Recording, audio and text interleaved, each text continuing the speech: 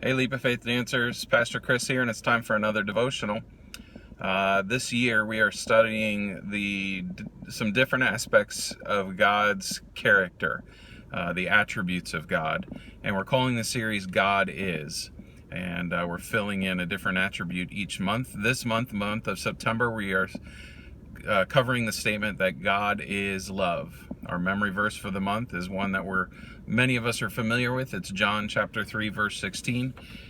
For God so loved the world that he gave his only begotten Son, that whoever would believe in him should not perish but have everlasting life. So work on memorizing that for this month. I wanted to ask you a question today.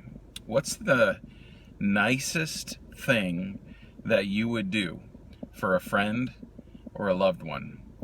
I want you to think about that for a minute. What's the nicest thing you would do for a friend or a loved one? Or maybe that you have done. Did you give them a really nice present? Did you make their bed for them? Did you give them a hug and tell them you love them?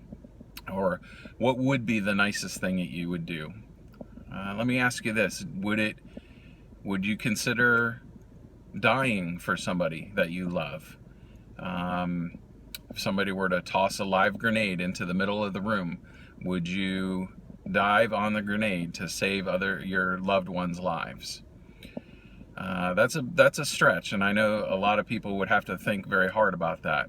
But I want you to consider this. The nicest thing that you would do, let me ask you this, would you do it for somebody that was an enemy of yours?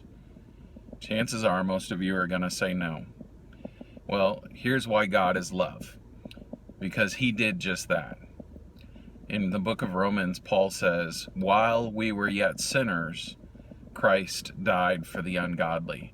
While we were yet enemies of God, hating him and not living for him, Christ came and he died that we might have forgiveness of sin. That's a depth of love that no one has in and of themselves.